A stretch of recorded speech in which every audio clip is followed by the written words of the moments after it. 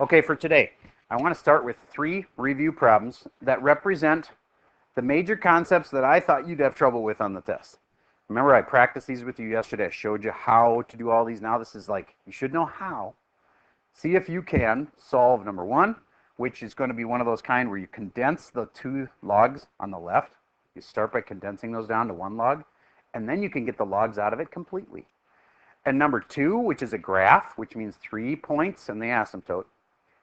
And number 3, which is all about, can you write things as fractions to fraction exponents? It's complicated, but if you can handle fractions with fraction exponents, then problem 3 isn't that bad. So we'll give you a minute here. Try these 3. If you can't handle them now, then I don't know what makes you think you're going to know how to do it tomorrow, because there's no more new instruction on this stuff. So we'll talk them over. If you see where you make your mistakes, maybe that'll help. Okay, pausing. Okay, we need to start even if you're not done. And if you're not done, just finish up quick. And you can check by the time I'm done, maybe you'll be done. All right, so these 2 can get combined together, and they make together log base 2 of x minus 4 times x equals log base 2 of 5. Remember, I don't like you to say that these cancel because they don't technically cancel, but I do like for you to say that the arguments must be equal. That must equal that. So 4, and I'm multiplying it out now. 4 times x is 4x, and then the negative 4 times the x makes, wait a minute, I did something wrong. X squared, sorry, x squared minus 4x is equal to 5. And now I'm going to subtract 5 from both sides. And then I get minus 5 equals 0. And then if you can factor it, you should. And then it becomes down to x minus 5 and x plus 1. Raise your hand if you got the same thing. Awesome. Does that give you 2 answers? Yes, but there's a big asterisk. One of them is extraneous. Why? Because x equals 5 and x equals negative 1 are the 2 answers. And anything that's negative, I'd especially be careful of. Because this says negative 1 here, negative 1. I go back up and put it right here, and that makes an illegal problem. You can't have log base 2 of negative 1. If you think you can, you should try it in your calculator. It won't let you put it in because you can't have a negative base or argument. Okay, so those 2 are, that one, sorry, is out. That one still works. The answer, final answer, x equals 5. How many of you conquered that problem? Good. On to the next one. It's a graph. What's your best friend in graphic? XY chart. It works as long as you can stick a number in and like figure out what you get. So don't pick random numbers. If I pick like 8, bad idea. It's not going to work out nice. I can look just for a second and go log base 2 of 6. I don't know what that is. So don't pick 8. What was a good thing to pick? 3. All right. 3 I hear. 3 I agree. 3 minus 2 is 1. And that makes this part 1. And if you won the argument, you get nothing. 0. And then if I put in a 4 here, I heard somebody say 4, and you're right, because 4 minus 2 is 2, and log base 2 of 2 is 1, but there was a negative here. It's kind of gotten covered over with something. I'll try to move that out of the way. It was negative, and that was important. Okay, so final answer is negative 1. When I stick in a 4, I get negative 1. And last but not least, you could try to make this into a 1/2, but it's kind of a pain. 6 is a pretty good one. 6 minus 2 makes 4, and log base 2 of 4, that's an easy one. Negative log base 2 of 4. That is really 2 squared, and so that means this is all 2. And then you have a negative in front, makes negative 2. So now I get to graph them. Remember what this should look like. I hope you know tree blown over in wind. But you got to be careful. If yours doesn't look like that, it might be because there was a negative. And if there's a negative, it more looks like an L. I don't know if you've ever thought of that, but see how it kind of looks like an L if there's a negative in front? Okay, so generally I think it should look like this, except what about this minus 2 in here? 2 to the right. So generally should kind of look like that. Well, and if you actually put in your asymptote there, 2 to the right, then 3, 0 over 3 up 0. Hey, it's working out. 4, negative 1. Hey, it's working out. 6, negative 2. Well, then I kind of I didn't do so well on that one. It's just like it should be down a little lower. So I kind of turned a little too sharp there. So my line should have maybe been more like that.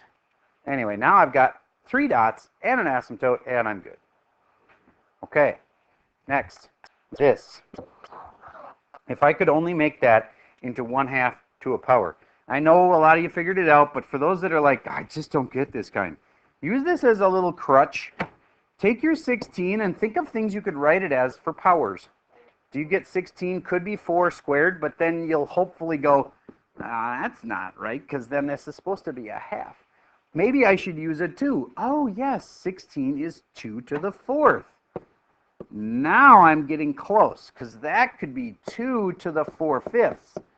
But that's really close. I just have to do one last little tweak. You don't want to use 2. You want to use 1/2. So then you don't want to use 4/5. You want to use -4/5. Excellent. And now I can rewrite my problem as log base 1/2 of 1/2 to the -4/5. And that means the answer's right there. Raise your hand if you had -4/5. Awesome. Okay. All right. Now, the last melon. Application questions. And it also says in the title, the natural log. Okay, I've been hitting at this for a while now. ln, I even mentioned it before, means log with a special base. It's the natural log. That's why they call it ln, log natural. What is that base of that? It is not base n. It's base e. It's the most common mistake is people think it's log base n. But there's no such thing as a base of n. E is a number. It's like pi. So if I say ln 6, that means log base e of 6. Yes? No, that's the most used and the most common one. So I do want to bring this up. I'm glad you mentioned it. There's 2 kind of logs that don't have bases. That and that. They both don't have bases. One of them is the common log, and that is this guy. It's actually a base 10. And the other one is natural log, and that one's got a base of e. So log base e of 5. Okay, so there it is, and you might say, okay, so what am I supposed to do with that? Well, if you had a calculator, which you will on the test, I found out. Gosh, wow, excitement. You will just take your calculator and go, what button would do that? Log base e. The ln button. There is an ln button. If you haven't found it, find it. Grab your graphic calculator. And you just hit ln 6. No, I'm not messing with you. But the downside to this is that on the problems where we want you to not be able to use a calculator, we just throw in a variable like f and try entering that on a calculator. So you still have to know stuff, but you'll have the calculator for things like this and things like application questions like, okay, here's an application question where we have given you an equation that tells the height of an elephant based on this log equation, and if the elephant is this many pounds, then how tall is it probably? And anyway, you'll need a calculator to type it all in. So you're not going to use a calculator all the time, but would you please type in ln 6 and just tell me, what is this? What's it equal to? I'll pause for a second while I lend you a calculator. Okay, I hope you get what this means when you have this weird decimal that's like 1.634 or whatever. Okay, what was the decimal, Sam? 1.791. What is it? Fine. Okay, and what is it?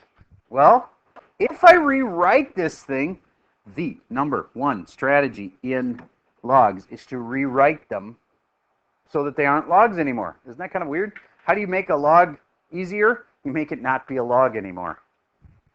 So you go e to the x, remember these? Would you please write that out? And I know it looks like a variable to a variable, but it's not, because e is not a variable. E is 2.7 something. It's on your calculator if you want to know exactly. It's above the divide key. So what's the equation once you rewrite it? E to the x equals So what it's saying is 2.7 to some power will equal 6. And this is telling us the power. The power was that number you just told me. I'm going to round it to 1.7-ish.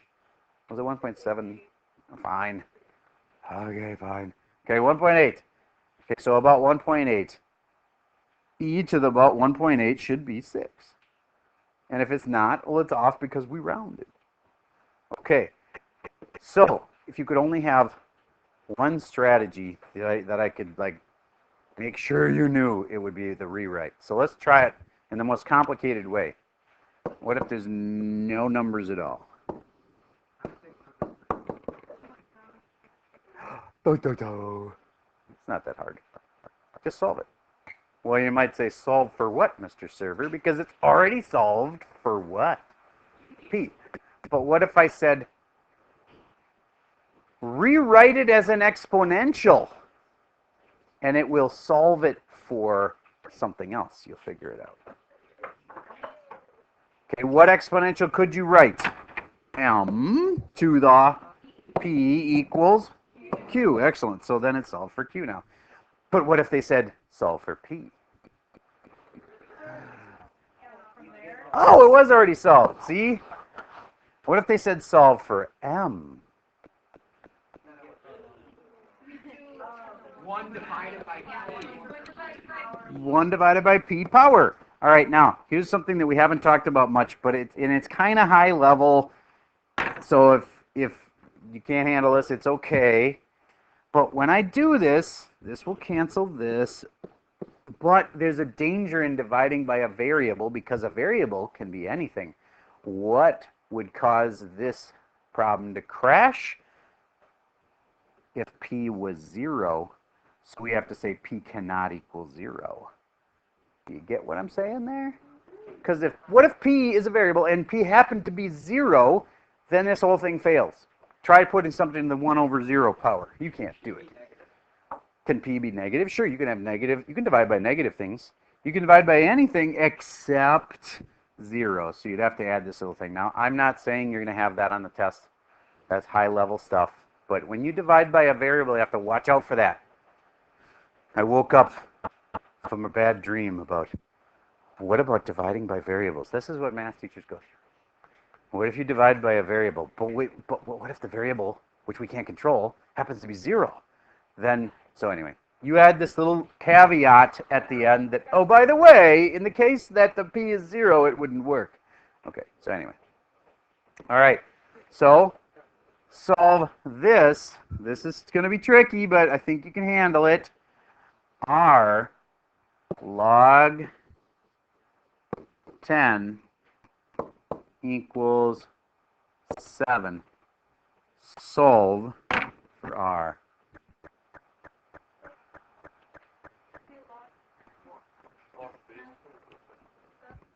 I didn't put a base, so you should know what that means.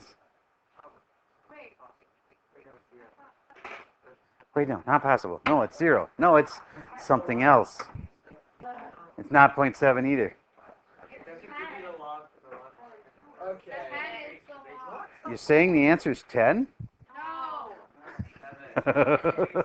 Okay, so there's all kinds of different questions. I've heard people say 10 all the time. I've heard people say 7. I've heard people say 1. I've heard people say 0. So obviously this is a little confusing. So let's just take it one step at a time. Remember me saying that if it didn't have a base, that you should be putting in a base, because it'll be all about the base. Because when that and that are the same, then what's the answer to that part? No, hold on. That answer is not R. What's that equal to? The part I just boxed in. 1. So 1 times R makes R equals 7. There, you got the answer. R equals 7. So the people that were saying 10, if they were saying that's what the base is, they were right. The people that were saying 0 just weren't right at all. And it is a confusing one. I'm going to add one more thing to it. What if I had said, I'm going to solve this by putting the R up here as the exponent? You can do that. You can do that, and it actually would make sense if you think about it, because then if I put a 10 base, which is what it has, then the answer over to the left side is R, because it's the exponent, right? So you can take that number in front and you can move it up to be an exponent. So what if it was like this? 3 log base 2 of x equals 5. What can you do? Where could you put the 3? Up on the x. We just learned that 5 seconds ago. And now it's not there anymore. And now could you do a rewrite? Yeah, the number one strategy, rewrite. Go ahead and rewrite this thing and then solve it. It'll be close to solved once you're done rewriting it.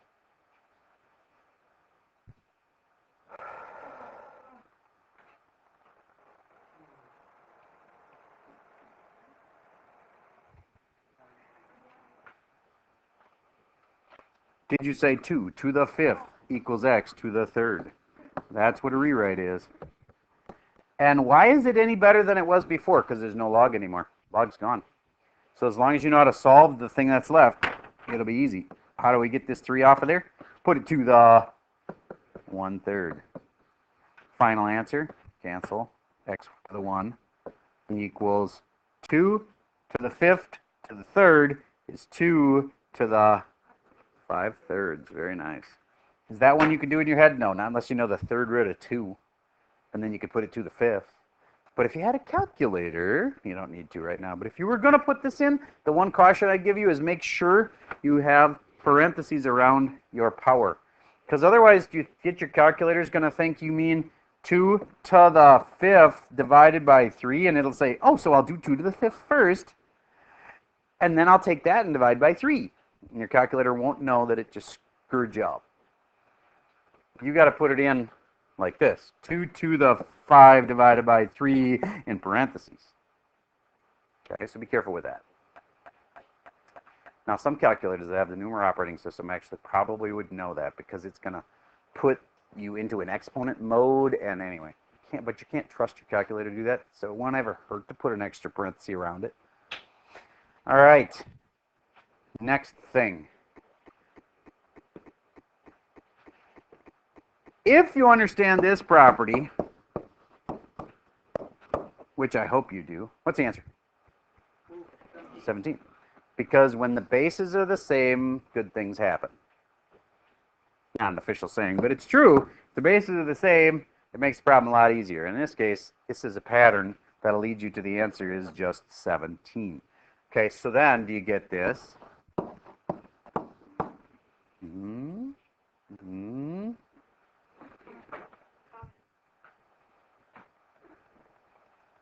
So what did I say? And I'm telling you, unless you actually do this, you're going to get confused. What did I say? Every time you see ln, you should write log base e. If you just replace this with an e, that would not be good. But if you replace it with a log base e, now do you see the answer jumping out at you? 5. Because these are the same. Answers here. The bases are the same. The answers are already there. The answer's really easy. Okay, how about this one?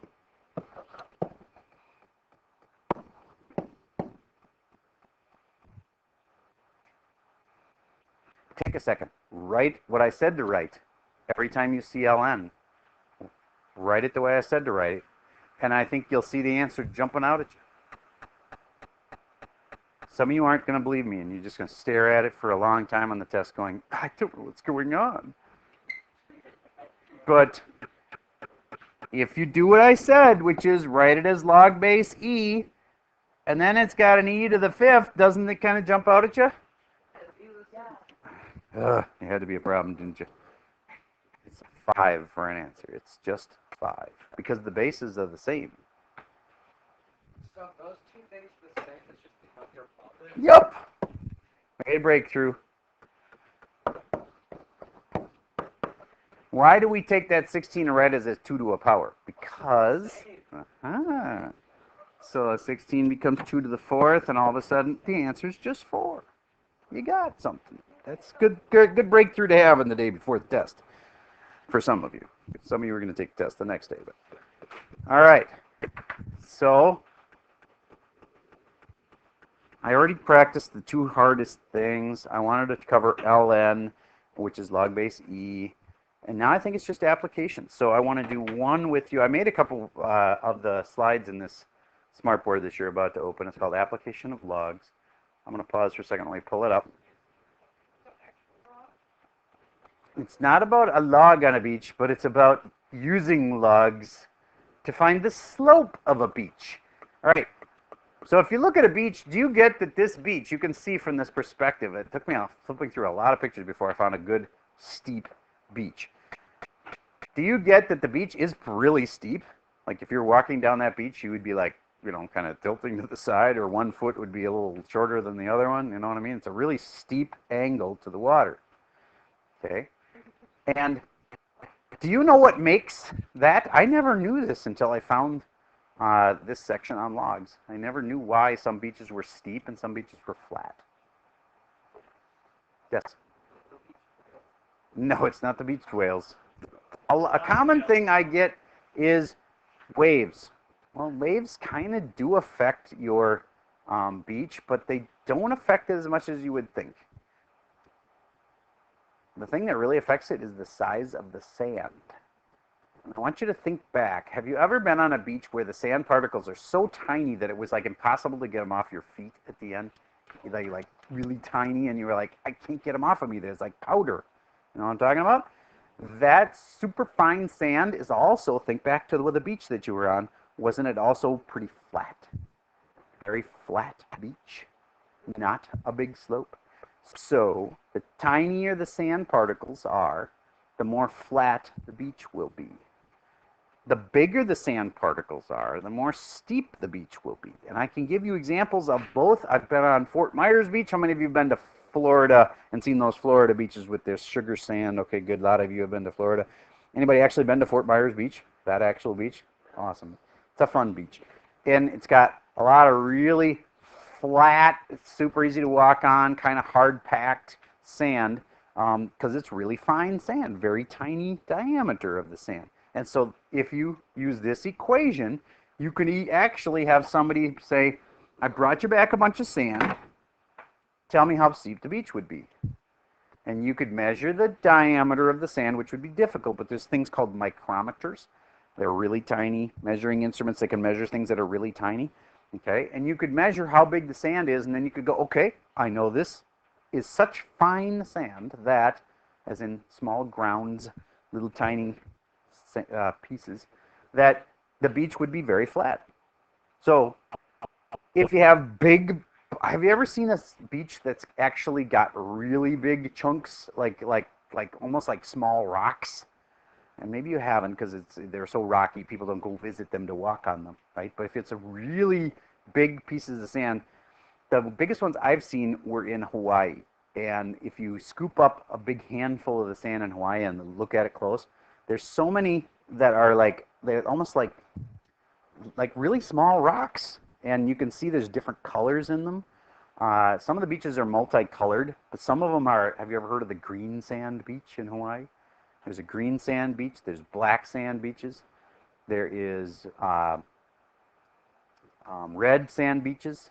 And some of the beaches have a mix of all of those. And you look at the sand, it's like multicolors. It's really cool.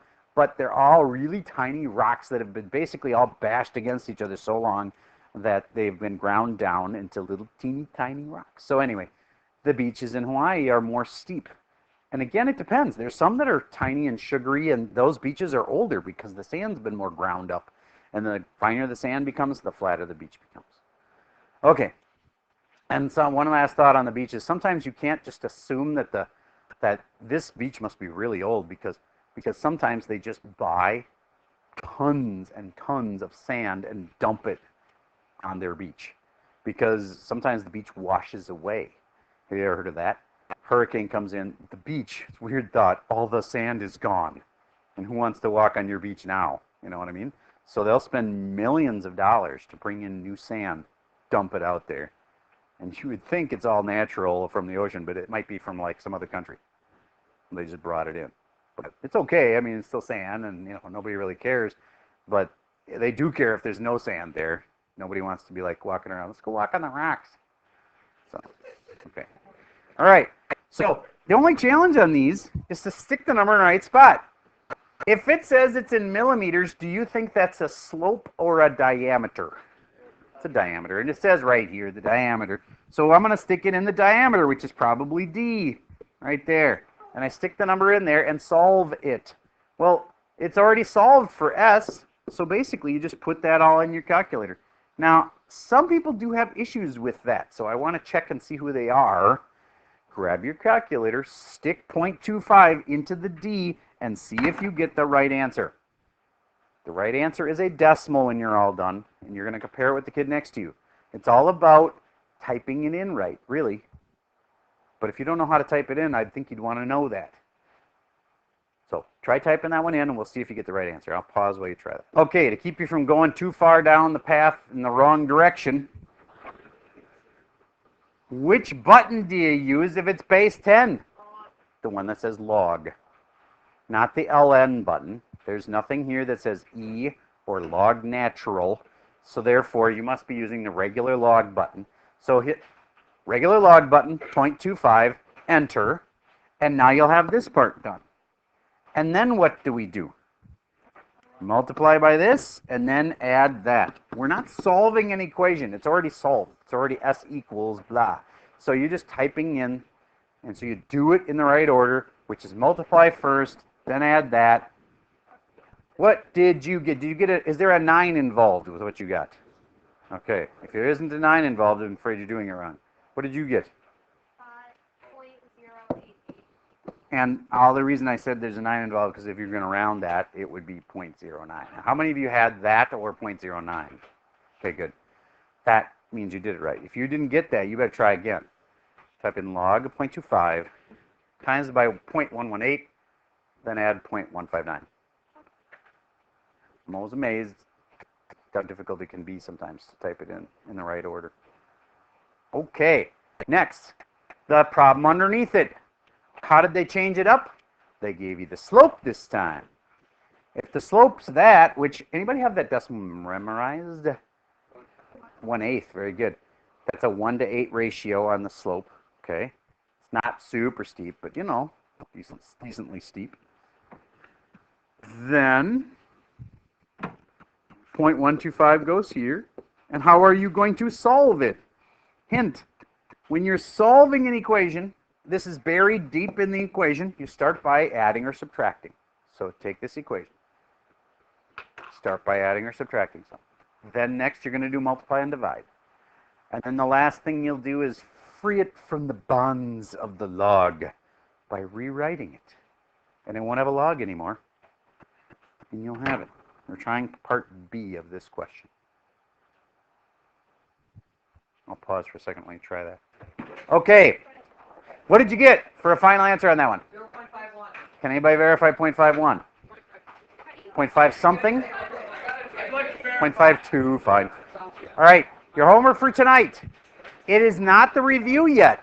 If you really want to take this, listen, guys, if you want to take the test tomorrow, you probably should do the review tonight. But if you're just going to keep the normal pace of testing on Friday, then tonight's just the evens on the application page, just the evens. Okay? And if the review is not posted yet, I will post it right now, right after you leave. Okay, that's all I have for you for today.